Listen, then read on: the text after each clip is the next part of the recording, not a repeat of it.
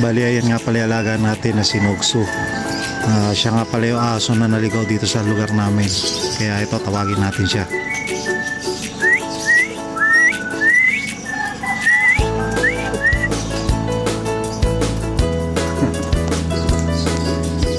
Kaya rin pala Nogsu ang pangalan niya. Kasi simula nung nagkaroon ng sunog sa Pampano, hindi na umalis na dito sa lugar namin. Napakabait at napakalambing nitong aso na to. Talagang hinatid ako nito hanggang dito sa labas. Good morning. Tayo ay pabiyahe na sa ating trabaho sa MOA. Yun, samahan niyo ulit kami sa panibagong araw, panibagong trabaho. Subayan tayo lahat ng ama, nasa itaas. Yan, ingat tayo parate. Yun, samahan niyo kami sa biyahe namin ngayong araw na to. Kita-kits tayo mamaya. Another day, another work. Samahan niyo kami sa biyahe namin sa araw na to. At subaybayan niyo kung ano mangyayari sa mga lilipas na oras. Bali 5 days or 6 days ata kaming hindi nakabiyahe sa mga nakalipas na araw. Gawa ng hindi ko talaga kayang tiisin yung aking allergy sa leeg. Dahil namagana rin ang aking leeg at umabot na hanggang sa aking likod. Bali pinayuan din tayo ng ating doktora. Shoutout sa iyo doktora, hindi na kita mapapangalanan. Pinagpapahinga niya tayo sa mga susunod pang araw, pero hindi na natin kayang magpahinga ng ganong katagal. Gawa na kailangan na natin talaga magtrabaho kahit na sobrang baba ng ating kinikita dito sa ating pinapasukan. At yun, isa sa dahilan kaya rin hindi tayo nakabiyahe sa mga nakalipas na araw dahil sa sobrang taas ng krudo at wala tayong may pambala para may pangkarga.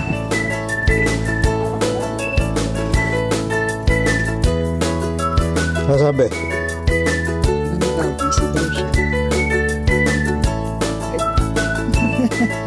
Yan, nandito tayo sa Tusi, sa opisina. Yung mga backload natin kasi dito natin sinusurrender, hindi na natin binabalik sa MOA. Yun, update lang. Pagtapos dito, alik na tayo sa MOA para tingnan yung mga item na ating ilaga at para may check. At bukod doon, mamapping natin ng maayos kung ano pagkakasunod-sunod. Tapos loading. Ayun, basta subaybayan nyo lang kami nang matapos ng araw na to, ang biyahe namin. Ayun, update ko na lang kayo mamaya. Peace. Ayun, tayo ay magpa-araw muna nagantay.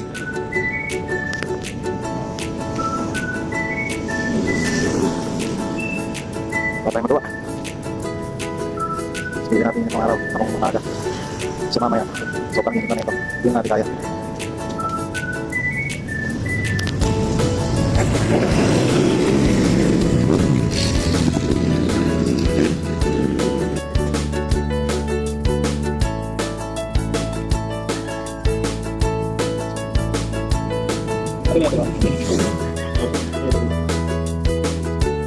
Ayan, bali papunta tayo sa MOA. Pagkatapos na natin mag-drop ng ating backload. Ayan, samahan nyo kami mag-load doon sa warehouse. Take na lang kayo mamaya. Peace. Bali simula rito sa Tusi papunta sa warehouse sa may MOA sa pinapasukan natin ay malapit lamang distance. Nasa 3 kilometer lang din naman. Kaya yun, samahan nyo kami sa aming biyahe sa araw na to. At sana maging maayos ang aming takbo. Ayun, bali loading na tayo. Hindi na tayo nakapag-check ng ating item dahil sobrang dami talaga ng ating pangarga ngayong araw na to. 5 drops talaga dapat tayo, kaso naging 2 drop na lang tayo ngayong araw dahil sa isang order pa lang sa atin ay okupado na niya halos yung buong sasakyan. At yun, bali yung konting natira sa second drop ay sinabay na natin, at yung pangatlo, pang-apat at pang-5 ay atin ang iniwan. Bali itong araw na to, kailangan natin magdoble sipag at doble kayod hanggat maaari. Kung may papasok na trabaho na pwede natin mapasukan, pagtapos na ito ay ating papasukan dahil petsa de peligro na. Kailangan na natin makaipon ng pambayad ngayong buwan. Siya nga pala, sa mga hindi nakakaalam, itong sasakyan ko ay aking hinuhulugan buwanan. Siguro aabutin pa to ng 2 years and a half o hanggang 3 years. Tapos meron pa tayong isinabay na sakit din sa ulo. Yun nga, kumuha tayo ng isang motor na ating babayaran buwanan na aabutin naman ng 2 years o 2 years and a half. At yun, sabi nga sa akin ay kumuha raw ako ng bato na ipupukpok sa ulo dahil talagang sobrang sakit sa ulo, pero wala tayong magagawa. Kailangan natin ang panghanap buhay at kailangan din natin yung hilig natin. Yan, bali nakatapos na tayo magkaka. Noted. Ano po na? Yan, update ko kayo pag nasa first lap na tayo. Peace. Aray ko. Solid yung karga natin. Solid ang karga. Punong-puno. Yan, bali kakatapos na natin magkarga. Yan, kita-kita naman punong-puno tayo. Limang ano tayo eh, limang drop dapat tayo ngayong araw. Kaso, ang napagkasya lang natin, dalawa lang, gawa lang yung isang drop natin with ASI, then puro bulky ang item nya. Saka more on ano siya, nasa 50 to 60 pieces. Tapos ang kilogram naman niya, halos umabot na rin siya ng 380 to 400 kilogram. Tapos sinabayan pa natin ng isa, bali dalawang drop lang tayo ngayong araw na to. Ang area nga pala natin, Q area, wala pa si Alpha. Nagpa-scan muna ulit ng FN. Yun, take ko na lang kayo pag nasa first drop namin. Peace, alis na tayo. Bali on the way na tayo sa ating first drop at bago tayo pumunta ron, kailangan muna natin magpakarga ng diesel. Kahit na sobrang mahal, wala talaga tayong magagawa. Sa madaling salita, no choice tayo. Ay, nako, empty. Pak, kalahati lang. Presyo na gasolina ay 105 diesel. At ang unleaded naman ay ayun ito. Ang bayad. 8850, 8950. Tuloy na ulit tayo sa ating biyahe sa araw na to. At yun, kailangan talaga natin magdoble sipag at syaga para sa ekonomiya. Kailangan natin makabayad ng bills gaya ng kuryente, tubig, wifi, bukod pa doon sa mga expenses natin sa pagkain. At isa pa ay yung sa mga sasakyan at motor na ating binabayaran buwanan. No choice tayo ngayon kahit na sobrang mahal ng diesel. Wala tayong magagawa. Kailangan natin talagang bumiyayat. Kahit pa paano meron tayong kitain para meron din tayong pantustos sa pang-araw-araw. Hindi madali at talagang sobrang hirap, pero lahat naman kayang natin tiisin at tiyagay sa abot ng ating makakaya. Ayan, kapag update lang, kapag tayo ng diesel na talagang 105 sa araw na to. Naka-chain pa tayo, kumura ang diesel sa isang gasoline station. Ayun, shoutout nga para sa retail. Pinakamurang gas station ngayon, araw. Kaso isa area lang yan sa Pasay. Yun, tayo ay on the way pa rin sa ating first drop. Hanggang ngayon nasa biyahe pa rin tayo, gawa nga ng QC area tayo, medyo malayo. Dali yan, update ko na lang kayo pag nandun na kami sa area. Location pala natin, nandito tayo sa may Pedro Hill. Papunta na ng QC. Update ko kayo mamaya pag nasa first drop namin. Peace. Ayun, ulitin natin na nakachempo tayo ng diesel na mura 105 at ang gasolina naman nila ay 88.50. I-compare natin sa ibang gasoline station ay sobrang taas na yung mga susunod.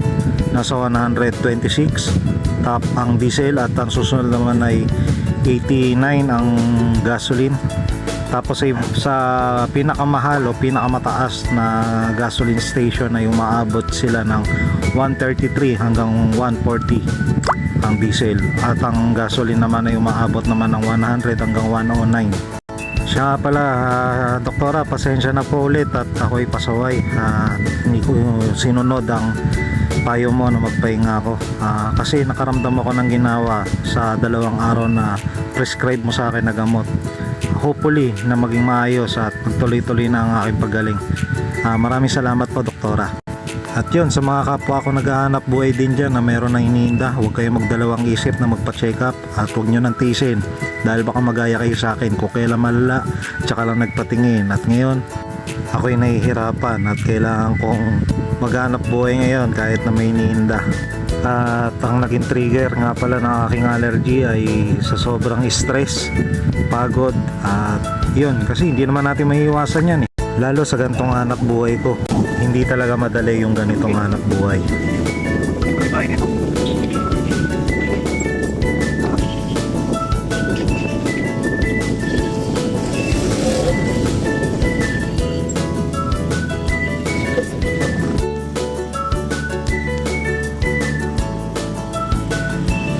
Ayun, bali nakarating na tayo rito sa ating first stop.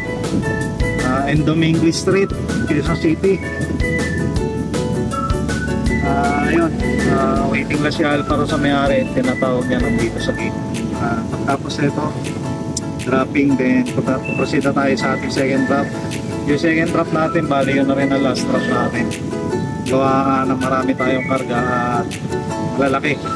Makikita nyo mamaya kung gaano karami. Makikita ko sa inyo. Tingnan nyo to. Nakarating na tayo dito sa ating first drop. Dropping na tayo ng order ni Sir. Shoutout nga pala sa iyo, Sir. Pinatulungan mo kami sa iyong mga tauhan at sa mga tropa natin dyan na tumulong. Maraming salamat. At pasensya na, hindi talaga namin kayang iakyat to hanggang doon sa taas. Nadadalawa lang kami. Kaya pasensya na. Bali yun, mamaya pakikita ko sa inyo yung FN. Doon kasi naka-indicate kung gaano kabigat itong karga namin. Talagang hindi ako nagbibiro. Talagang napakabigat na itong karga namin. Halos talagang dumapa yung pati gulong namin. Kitang-kita naman, di ba? Napakalalaki at napakabibigat niyan. Siyempre, hindi nyo mararamdaman na mabigat, pero tignan nyo na lang kung paano magbuhat yung mga kasama namin na mga tropang tumulong. Hindi talaga biro yung in-order mo, Sir. Sobra talaga. Ito hindi ko malilimutan. Puro cabinet nga pala itong mga order ni Sir. Shoutout ulit sa iyo, Sir. Ganon pa man, kahit na anong bigat at hirap ng ating trabaho, ay syempre kaya natin tiisin at tiyagain yan.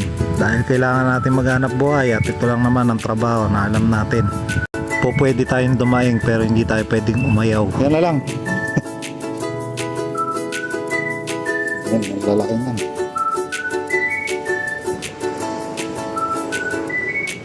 yan. Yan. Alpha. Good. Ang lakas talaga ni Anto kahit kailan, no? Kapay nga.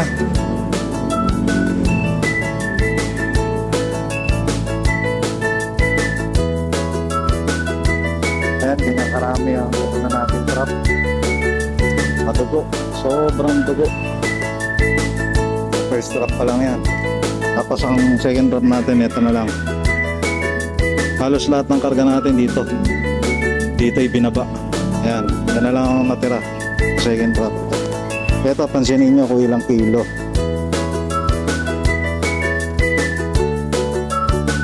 619.5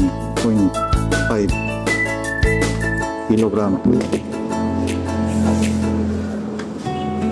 Hindi ka sa yun? Hindi na, sir.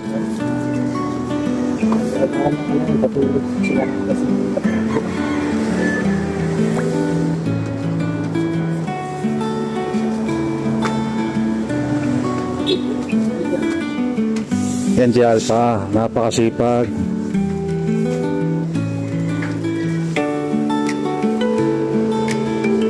Kaya pagtapos dito, proceed tayo sa second drop. At yun, update ko na lang kayo kapag nandun na kami. Samahan nyo kami hanggang matapos to. Peace. Bali yan, update. On the way na tayo sa ating second drop. Dito na rin si Alpha. Napagod sa buhat niya. Kailang box ka ba? Marami na rin. Marami na yun. Ako pa nag-ayos dito sa taas eh. Ay, ikaw ba? Ako kasi chinikpan nila isa-isa yung item kung kompleto yung nadala namin. Nabunan mo pa yung mga maliliit. Bali yun, medyo napagod din tayo sa pagbababa lang ng item kahit pa paano dahil sobrang bigat nga at sobrang dami nung first drop natin. Yun nga, pinakita ko sa inyo kung gaano karami at kung gaano kabigat. 600 kilo na higit ang ibinaba namin kanina. Ngayon, kung ano yung binigat nung first drop natin, yun naman yung siyang ginaano man nung second drop natin. Kaya yun, tabayanan nyo kami sa aming second drop at dyan lang kayo. Samahan nyo pa rin kami hanggang matapos to. Update ko kayo mamaya. Peace. On the way na tayo sa ating second drop. Medyo mabilis ang takbuhan lang din naman to dahil naka timelapse tayo kaya wag kayo masyadong mainip ha. Nga pala payo, wag nyong seryosohin ang buhay. Enjoyin nyo lang. Ang problema nandyan na yan. Hindi na yan mawawala. Ang kailangan lang yan, mamroblema sa atin. At enjoyin lang natin ang buhay dahil dito sa mundo na to, minsan lang tayo mabuhay kaya hindi tayo dapat magpadala. Kaya mali dito tayo sa ating second drop. Waiting lang tayo. Chinik pa yung gate pa sa labi. Pinaka-radio ng kabya. Nasa likod natin. Pero medyo matagal. Legit lang ata eh. Yun, update ko na lang tayo kapag nagdadrop kami. At tapos na itong dropping namin, diretso kami sa Calamo office. Sana pala rin makakuha ng fuel subsidy. Para meron tayong pangayuda o pangdagdag sa ating kodo. Update ko na lang tayo mamaya. Peace.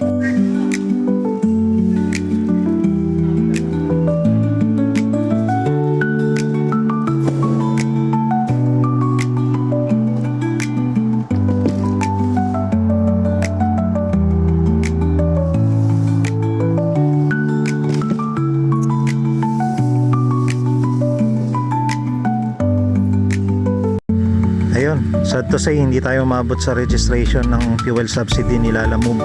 Hindi ko na napakita sa inyo kung paano nag-sistema sa opisina, pero no comment na lang. At yun, lagi nyo tatandaan, God is good all the time. Ingat kayo parate, papasok man kayo o pauwi sa inyong trabaho. Lagi nyo tatandaan na meron tayong pamilya na gusto tayong makasama ng maayos at ligtas at masaya. At itong video na to ay huwag nyo siseryosohin dahil ito'y trip-trip lamang at ginagawa ko lamang libangan. At gusto ko lang na makita ng aking mga anak na kung ano ang aking naging trabaho sa mga panahon na to sa edad ko to. At maraming salamat kay Ama sa kaligtasan at kagalingan ngayong araw na to, at hindi tayo pinabayaan sa ating trabaho na ligtas at maayos. Sapat ng biyaya yon na iningatan tayo nung nasa itaas. At yun, sa mga oras na to ay kami ay pauwi na. Salamat sa inyong panonood.